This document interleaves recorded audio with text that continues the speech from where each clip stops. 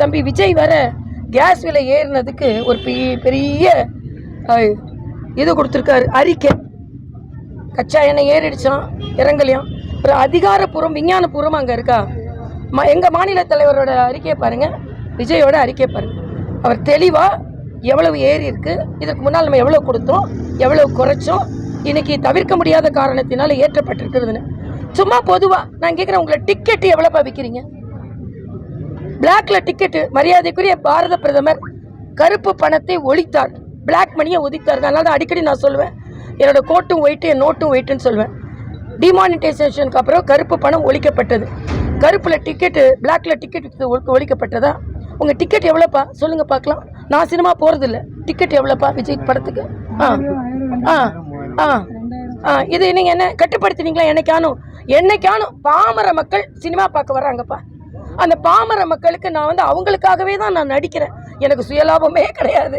அவங்கள என்டர்டெயின் படிக்கிற மட்டும் தான் நான் நடிக்கிறேன். அதனால் அவங்களுக்கெல்லாம் டிக்கெட்டு மிக குறைந்த விலையில், இல்லைன்னா இலவசமாக கூட கொடுங்களேன். யார் தடுத்தா? அப்போ உங்களுக்கு லாபம் வரும்போதெல்லாம் நீங்கள் பேசுவீங்க.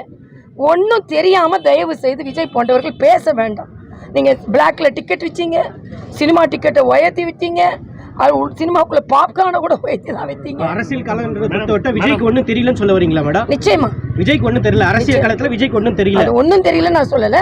சினிமால நடிக்க தெரியும், அவ்வளோதான். வசனம் பேச தெரியும், டான்ஸ் ஆட தெரியும், ஏமாற்றவும் தெரியும். அரசியல் பொருளாதாரம் போன்றவற்றில் தெரியலையே. கேளுங்களேன், நான் கேட்குறேன். இதே மாதிரி மைக்கு முன்னால் எதனால ஏற்றுனாங்க? மரியாதைக்குரிய மோடி அவர்கள் ஒன்று செஞ்சாங்கன்னா பொதுவாக செய்ய மாட்டாங்கங்க. மகளிர் தினத்தை அன்னைக்கு ஏன் 100 ரூபா குறைச்சாரு? மகளிரெல்லாம் மகிழ்ச்சியாக இருக்கணும்னு. இன்னைக்கு 62% ஏறினதுனால மிக குறைந்த விலையில் ஏற்றி இருக்கிறார். பட் நாங்கள்லாம் அதுவும் வேணாம், நாங்கள் கோரிக்கை வைக்கலான் இருக்கோம். நான் ஆளுநராக இருக்கும் பொழுது முதல்வர் சந்திரசேகர் ராவ், மரியாதைக்குரிய பிரதமர் அவர்கள் தெலுங்கானாவுக்கே திட்டங்களை கொண்டு வந்தால் கூட வரமாட்டேன்னு சொல்லி இன்றைய மக்கள் அவரை வரவிடாமல் ஆக்கிவிட்டார்கள்.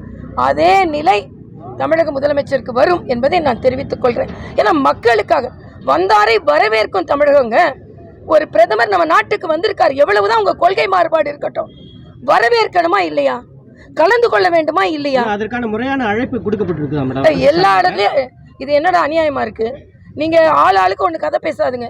பிரதமர் வந்தால், பிரதமர் வராருன்றது தகவல் பல நாட்களுக்கு முன்னாலேயே மாநில அரசுக்கு தெரிய வந்துவிடும். அதற்கப்புறம் பாதுகாப்பு அதிகாரிகள் எல்லாம் வருவாங்க. என்னவோ முதலமைச்சர் எதுவுமே தெரியாம உட்கார்ந்துருக்க மாதிரி பேசுறீங்க. தகவலே தெரியாதா? தகவல் தெரியாம இருந்தா அதை விட தப்பு. நான் கேட்கிறேன், அதை கேன்சல் பண்ணவே முடியாதா? ஊட்டி எங்க ஓடி போகுதா? பிரதமர் நம்ம தமிழ்நாட்டை தேடி வந்திருக்கிறாரு. ஊட்டி எங்க ஓடி போடுது? ராசா ஊட்டியில தானே இருக்கிறாரு. இன்னைக்கு அவர் வீடுன்னு காமிக்கிறாரு. எவ்வளவு பெரிய வீட்டில் உட்கார்ந்துருக்காரு. கேட்குறீங்களா யாரும் கேள்வி? அதனால தவறு தவறு தவறு.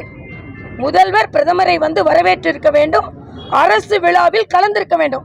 ஒன்றும் கொடுக்கல. நீங்க 8300 கோடி ரூபாய்க்கு தமிழக மக்களுக்கான திட்டங்களை அறிவிக்கிறார்.